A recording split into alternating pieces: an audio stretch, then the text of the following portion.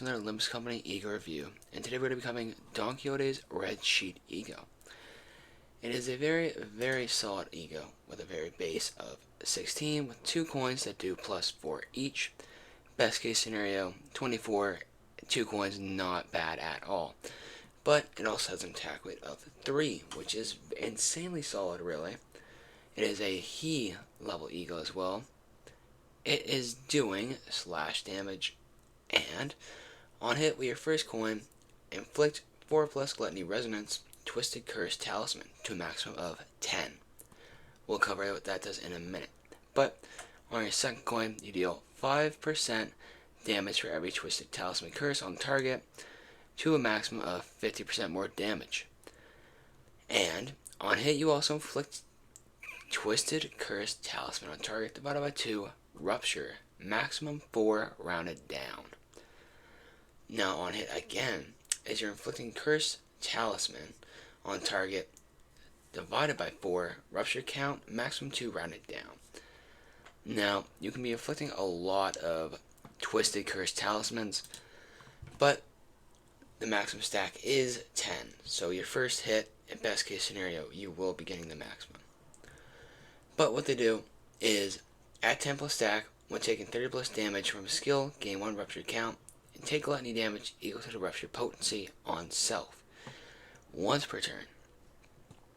And this affects the enemy who has the Twisted Curse Talismans on it. Now, when this effect expires, you gain, you being the thing that has it, you're getting the stack of it divided by 4, attack power down. Next turn to a maximum of 2, which isn't the best thing in the world, but it is very solid.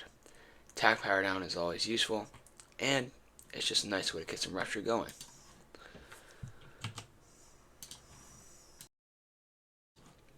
Now, this E.G.O is relatively expensive, costing 1 Lust resource, 5 Gluttony resources, 2 Gloom, and 1 Pride.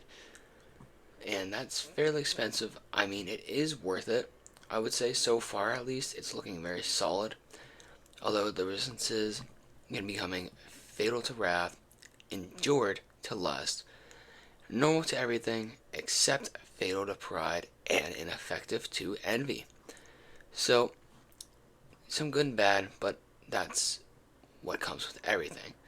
Although, personally, Pride, Fatal is not something I would really want.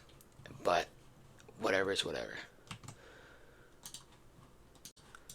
Now onto the Corrosion, it's actually insanely solid. Now it's going to have a 26 base with 2 -10 coins, which means at your worst case scenario you will be rolling a 6, but if it's unopposed, you'll be rolling a 16 and then a 6 with an attack weight of 3, which is very solid. Even for the worst case scenario, it is very solid. But on hit, inflict 6 plus Gluttony Resonance, Twisted Curse to a maximum of 10.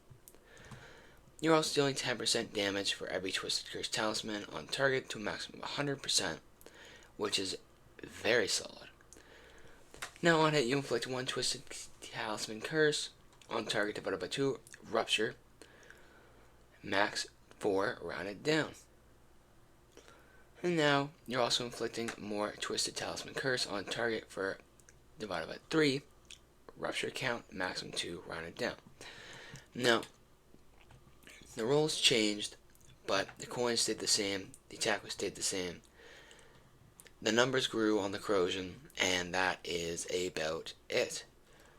Still though, a very solid Corrosion. Insanely solid, if I could say.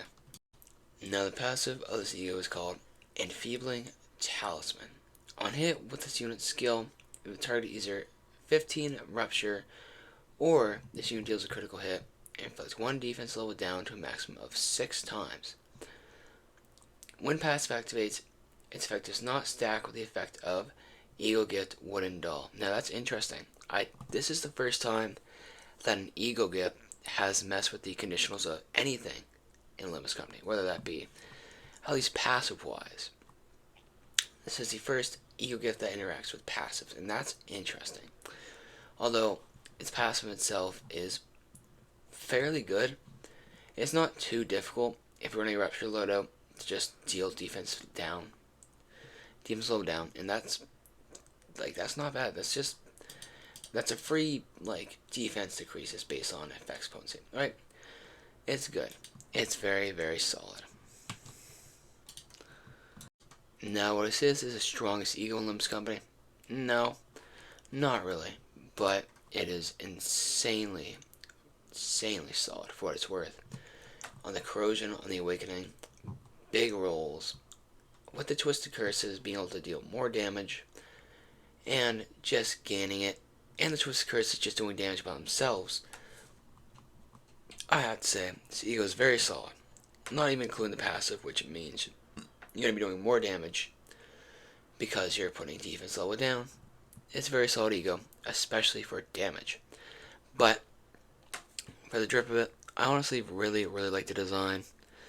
It's nice. The Talisman E.G.O is very solid. I've always been a fan of the Talisman IDs and the enemies that use it. So it's very nice to see that we're finally getting E.G.O of it. And a little bit later than I would have thought. And a little different than I would have expected it to look. As a Talisman, man, is humongous. But, saying that, the Corruption is a very solid. And the Awakening is amazingly solid too. I'll give it like an 8. No, I'll give it a 9. I really heavily rock with this design. And for usefulness, they roll good. They can hit multiple times. They can burst a lot of your Rupture, which is what they want to do. They can benefit the team by making the enemy weaker with the defense level down. And they're inflicting a negative status effect. So that's pretty solid. I mean, the Corrosion roll is very solid anyways. Worst case scenario isn't even 6. Like, you will be rolling, like, let's say you roll 6 and you lose a coin. That means you're going to be rolling 16. So, like, it's not bad. It's not bad at all. So, I'd say it's fairly useful. If nothing else, winning Corrosion clashes. So, I'd say that like a 7. Nah, a little bit too high. Let's give that a 6. I think that's a 6 for how useful it is. But it's insanely strong, which makes it for its last luster versatility. But that's what it. This is an insanely solid E.G.O and a great way to start the season. And yeah, that's what it. Have.